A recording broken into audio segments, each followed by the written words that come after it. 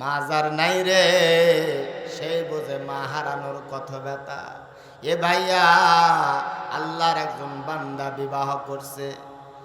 বিবাহ করার পরে পানের স্ত্রী ডাক দিয়া বললেন, স্বামী আমার, যদি তোমার মায়ের সঙ্গে তুমি থাকতে চাও তাহলে কিন্তু তোমার সঙ্গে ঘর আমি করব না। বলে কি করা চাই? বলে আমার বাপের বাড়িতে চলে যাব, এই বুড়া বুড়ির ঘ্যান গান আর ভালো লাগে না।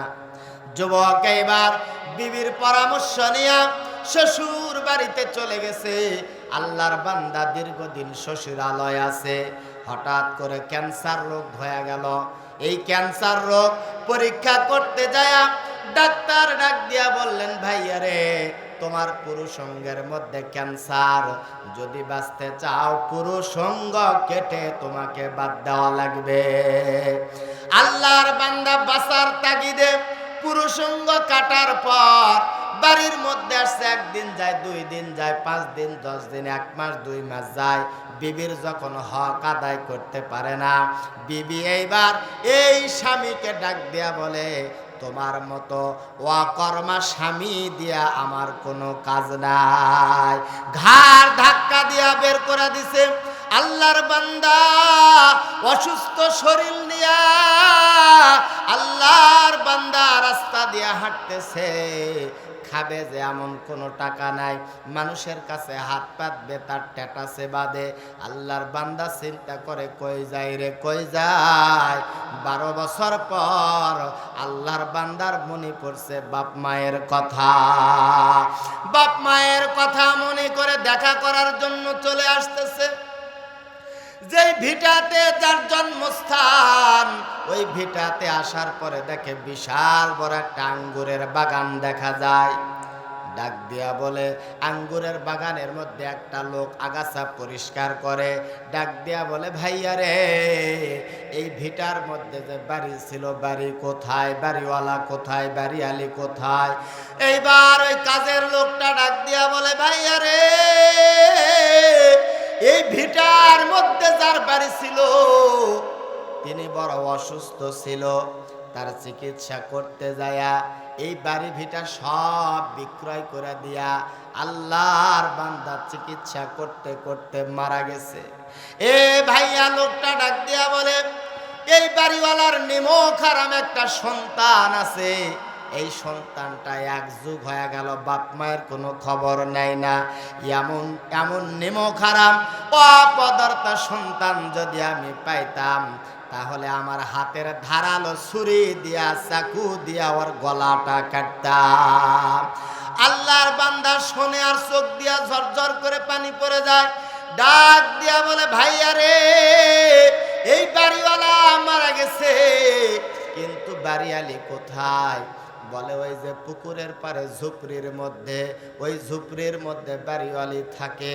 আল্লাহর বান্দা যখন হাঁটি হাঁটি পা পা করে যায়, আল্লাহর বান্দা কৃষক ডাক দেয়া বলে, ভাইয়া রে, এই সময় গেলে ওই বুড়ি মহিলার খবর পাওয়া যাবে না।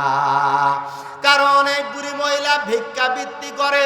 সারাদিন ভিক্ষা করার পরে আল্লাহর বান্দি সন্ধ্যাবেলা ওই ঝুপড়ির মধ্যে আসে। সন্ধ্যা যখন ঘনিয়ে আসছে, আল্লাহর বান্দি ভিক্ষার ঝুলিটা কান্দের মধ্যে নিয়া লাঠির উপরে ভর দিয়ে আল্লাহর বান্দি পুকুর পারে ঝুপড়ির মধ্যে আসছে। এ ভাইয়া, কার থেকে আল্লাহর বান্দি এই ভিক্ষার ঝুলিটা রেখে, বদনার মধ্যে পানি ছিল, ঠান্ডা পানি দিয়া অজু বানায়া 2 রাকাত নামাজ পড়ে আল্লাহর বান্দি 2টা হাত আসমানের দিকে উঠাইয়া ডাক দিয়া বলে, আল্লাহ, স্বামীকে হারালাম, এই বৃদ্ধ বয়সে আমার সন্তান কোথায় আছে আমি জানি না। রব্বে কাবা, আমার সন্তানের কামাই আমি খেতে চাই না। আমি যেদিন মারা যাব রে, আমার সন্তানের হাতের প্রথম মাটিটা যেন আমার কবরের মধ্যে পড়ে।